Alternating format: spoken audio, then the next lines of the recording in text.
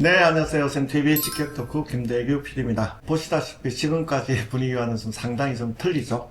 26년 지방선거를 앞두고 저희가 판세 분석과 여러 가지 부산에 관련된 판세 분석을 할 예정입니다. 그래서 우리 전문가 두 분을 모시고 바로 들어가 보도록 하겠습니다. 먼저 인사부터 한번 해주시죠. 네, 반갑습니다. 부산시 의원 서지연입니다. 네, 반갑습니다. 때가 되면 한 번씩 나오는 이재범 맞습니다.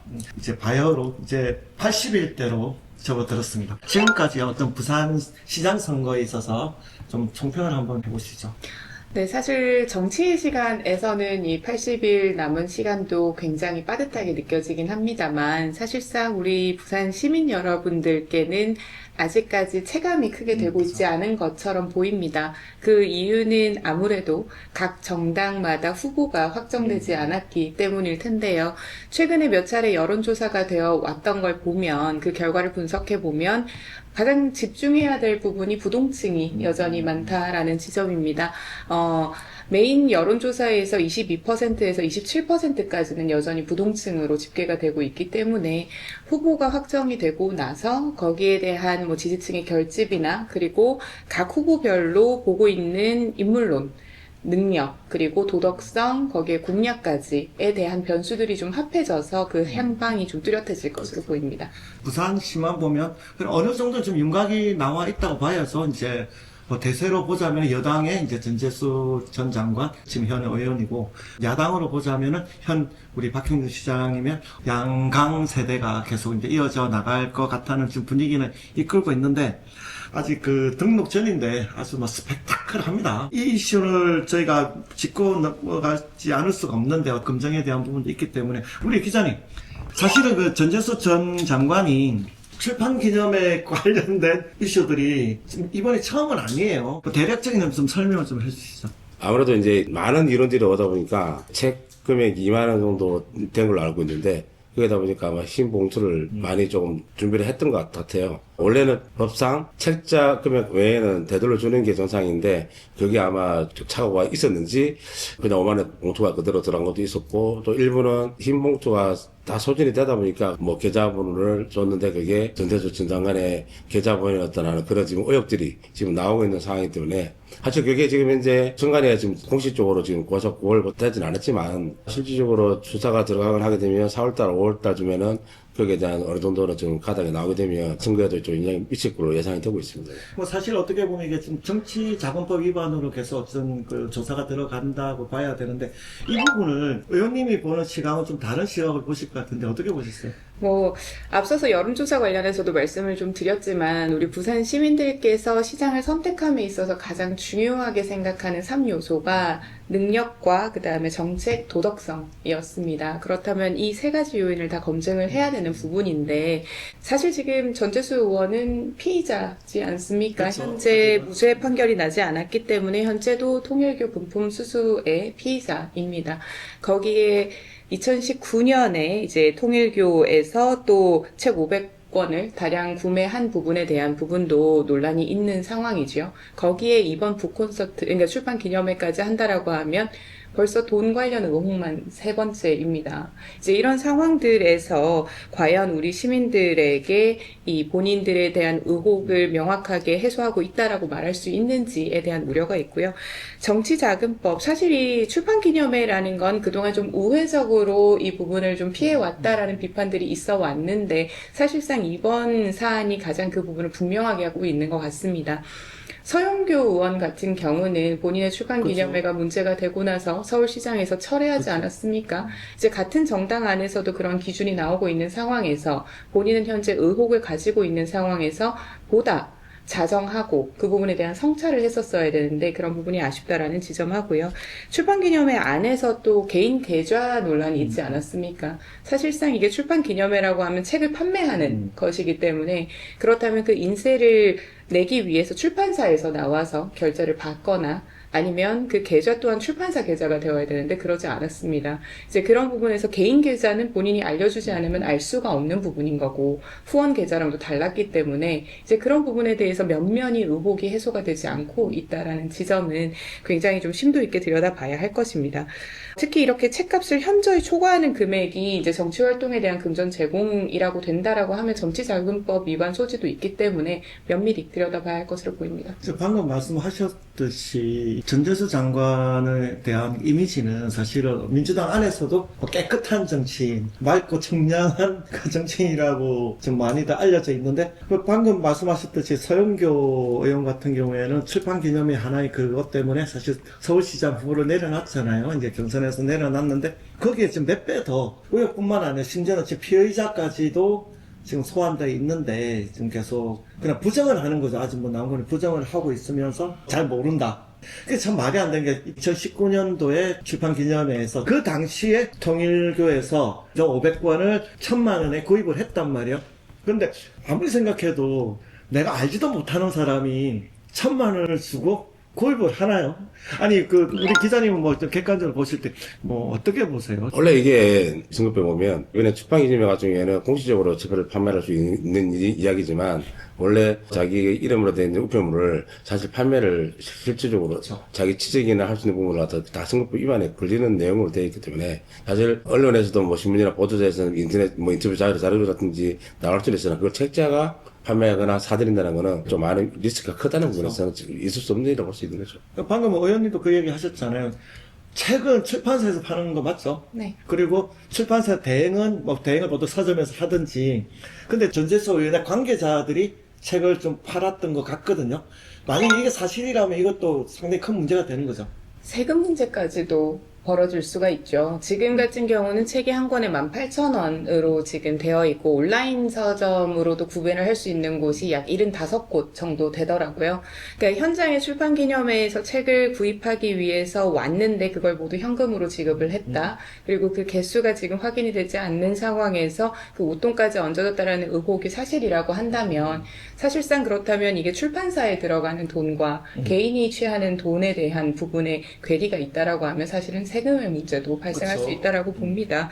그러니까 지금 같은 경우에서는 사실 부산이라는 대의 명분을 앞세워서 결국 개인의 이익을 취한 것이다라고밖에 볼 수가 없는 지점인 것이고 이 출판기념회처럼 명확한 부분은 총 인쇄한 부수와 그러면 판매된 부수가 얼마인지를 비교하면 될 것이고 그 부분에서 웃돈을 이렇게 줘서 더 책을 외부에서 구매를 한 사람이 있다라고 하면 송장 번호와 날짜가 있을 겁니다. 이제 그런 부분도 공개를 하면 무조건 명확하게 이제 이런 부분은 분명하게 나올 수 있을 것이라고 생각을 하고요.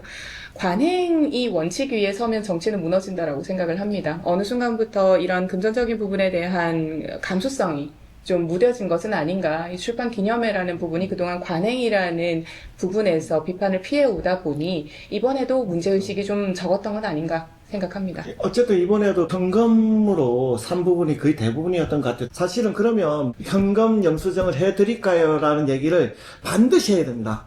근데 제가 알기로는 대부분이 하질 않았다고 제가 안 한 걸로 알고 있어요. 그러면 제가 정확하게는 모르겠지만 소비자법 위반의 소지가 있는 걸로 알고 있거든요. 근데 그 어마어마한 그게 왔다 갔다 했을 때는 상당히 큰 부분인데 그 기사님이 지금 출판 기념회가 이런 부작용이 되게 많잖아요. 많은데도 불구하고 왜 하는 건지 대부분 대충은 알겠지만 그 정도로 필요한 건가요? 아까 우리 서지현 의원님께서 말씀드렸지만은 관행처럼 흘러온 게 있는 것 같아요. 그게 이제 선거 전에 공식적으로 출정식 겸 자신을 알리고 그러다 보니까 뭐 예전에도 출판 기념회를 통해서 선거법 위반에 걸려서 낙선의 경우가 굉장히 많았단 말이에요. 올해도 전국적으로 출판 기념회가 상당히 많이 일어났다고요. 그 속에서 과연 선관위에서 이 출판 기념회에 대한 정확한 룰과 이러한 방침을 정했거나 관련된 법을 좀 규제를 강화한다든지 좀 개정을 해서 앞으로 이런 논란거리가 없도록 적극적으로 조치가 이루어져야 된다고 보죠. 원래 그 예비 등록을 하고 나면 정치 행사에서는 마이크를 못 쓰잖아요. 근데 이제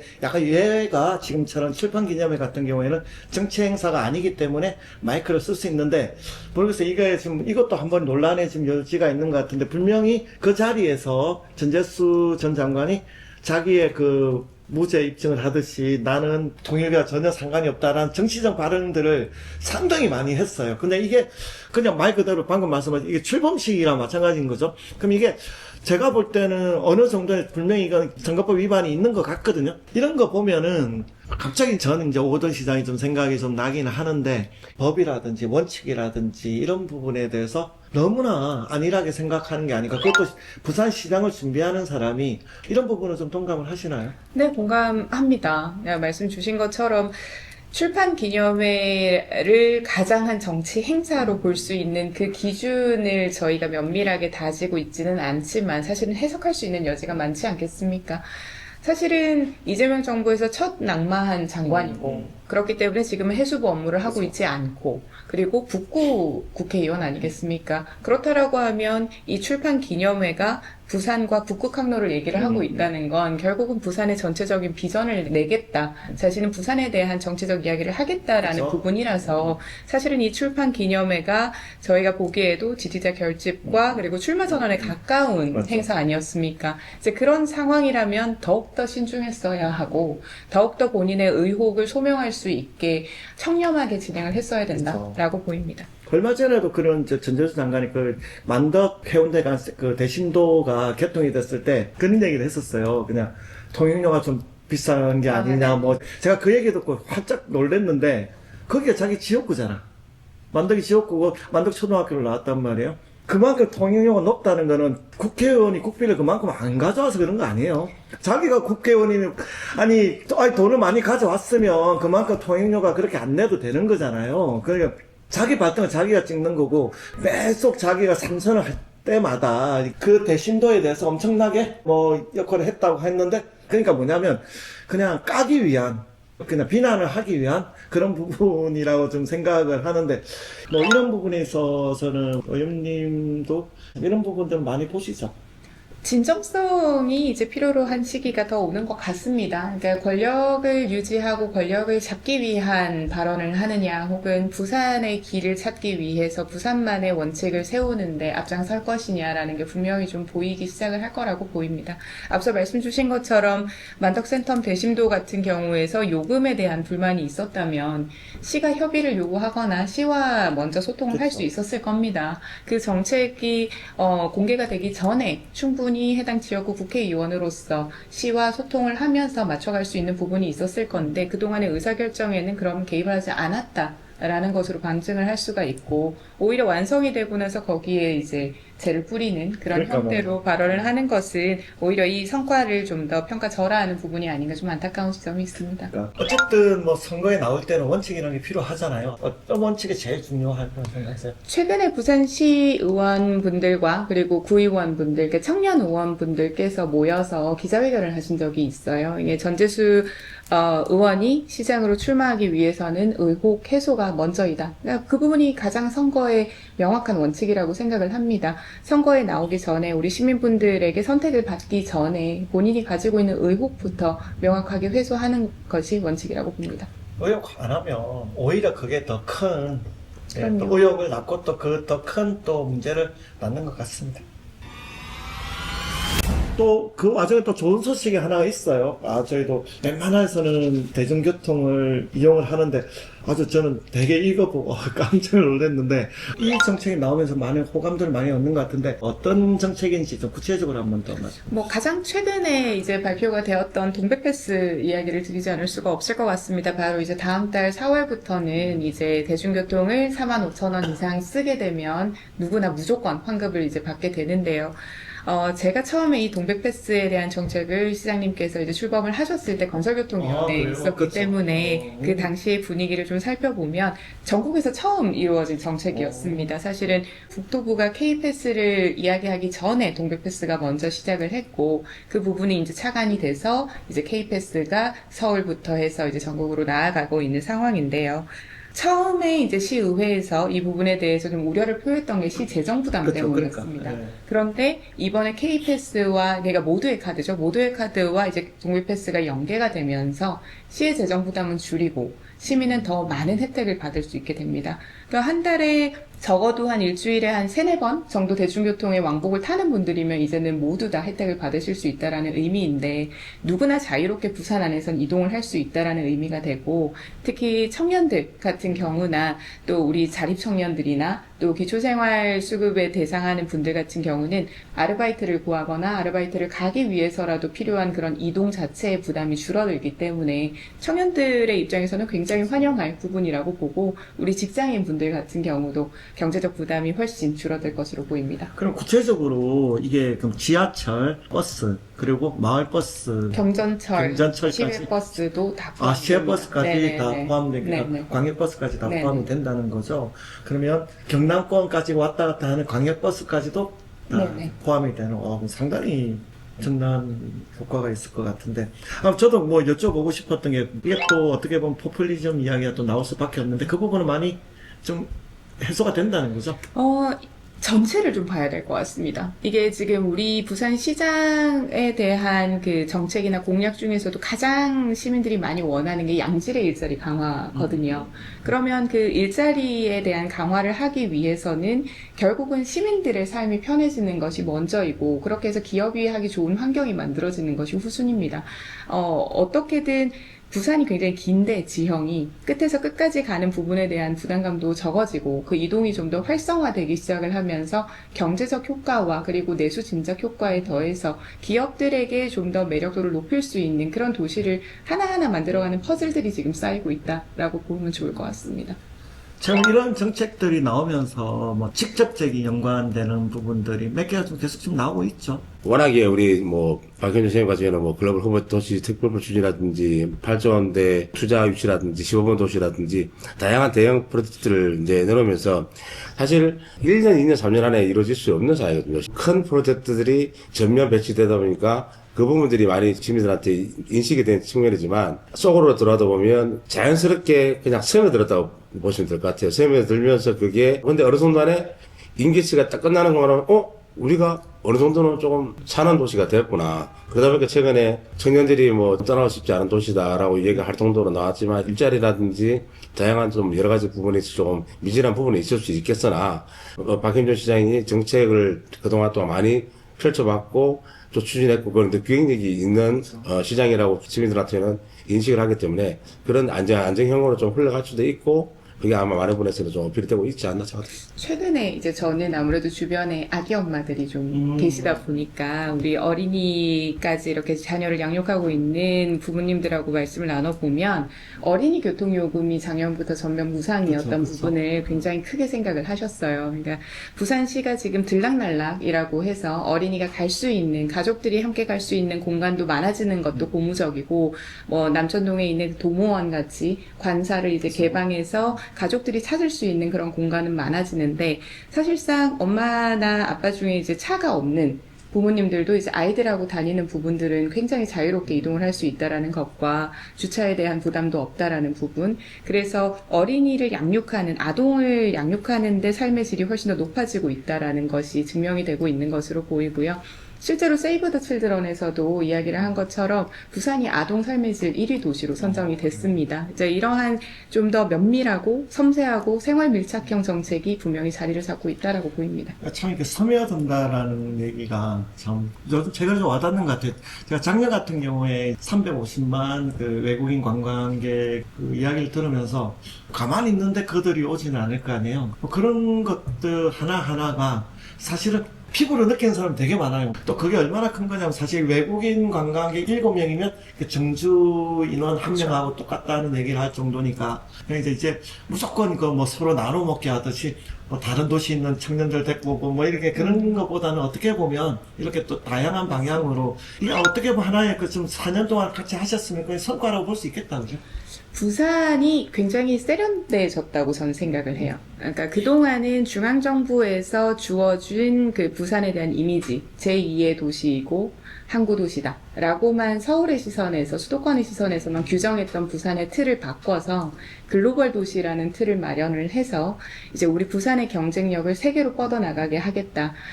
사실 저희가 코로나 팬데믹 이후에 굉장히 여행에 대한 수요가 감소하고 직항 노선이나 항공 노선이 복귀된 지 얼마 되지 않았거든요. 사실 지금 25년의 기준을 따지자면 2, 3년 만에 외국인이 300만을 넘은 걸 넘어서 364만입니다. 그러면 우리의 지금 정주 인구보다 그 이상을 상회하는 생활인구가 들어오고 있다는 것인데, 이 생활인구가 유입이 됨으로 인해서 우리의 자영업자들이나 소상공인들 그리고 관광 관련된 산업들이 함께 육성이 될 수 있는 것이거든요. 이렇게 사람이 모이는 곳에 자본도 모이게 되는 것이기 때문에, 근데 그런 관점은 사실은 문화, 예술, 그리고 관광, 미식 이런 부분들이 섬세하게 들어가줘서 생긴 부분이라고 생각을 합니다.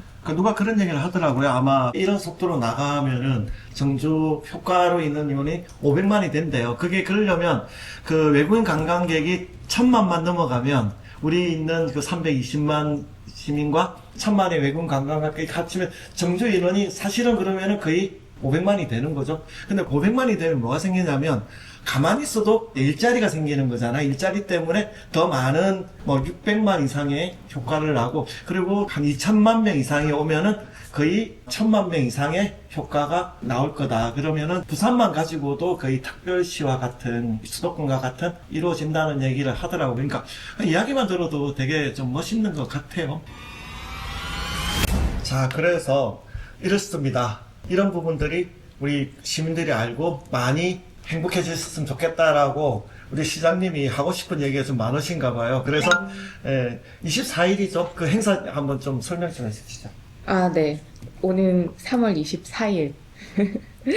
이제 우리 박형준 시장님께서 그동안 부산시에 대한 브랜드 이미지를 바꾸고 조금 더 새로운 정책들을 많이 시도하기 위해서 참 많은 일을 해 오셨어요. 그래서 시장님께서 시정보고회를 이제 개최를 하게 되십니다. 3월 24일에 하게 되고요. 사직 실내체육관에서 할 예정입니다. 시간은 많이들 와주시길 바랍니다. 시간에 대한 자세한 정보는 올려주시기 바랍니다. 나가고 있고. 하여튼 그런 것 같아요. 그냥 잘못했으면 잘못했다라고 해서 또 고칠 수 있는 건 고쳐야 되는 게 맞고, 또 잘했다라고 해야 또 이게 내가 잘한 거면서 더 잘할 수 있는 기회가 될 것 같아서. 궁금하지 않으실까요? 뭘 얼마나 많은 그러니까요. 변화가 있었는지 네. 시민들께서 많이 궁금하실 것 같아요. 많이들 어떻게 와주시기 보면 바랍니다. 시장님 좀 답답하셨을까? 얼마나 답답했으면 그렇게 할까? 생각이 좀 들기도 합니다. 네, 저는 부산 시의원으로 일하면서 부산에 대한 애정이 훨씬 더 커졌다고 자부합니다. 그리고 지금 변화하고 있는 부산에 대한 자부심과 자긍심 그리고 애정이 정말 남다르다라고도 자신을 하는데요. 바뀌어온 부산과 이 부산만의 길을 찾아가는 그 모습을 우리 시민들께도 전달드리고 싶은 마음으로 오늘 이 자리에 나왔습니다. 시장 판세라든지 이 정치적인 부분에 대한 평가도 함께 드리겠지만, 무엇보다도 우리 부산과 경남, 우리 부산 지역에 대한 자부심을 끌어올리는 데 한 역할 하도록 하겠습니다. 감사합니다. 네, 오늘 첫 시간인데 너무 감사합니다. 감사합니다.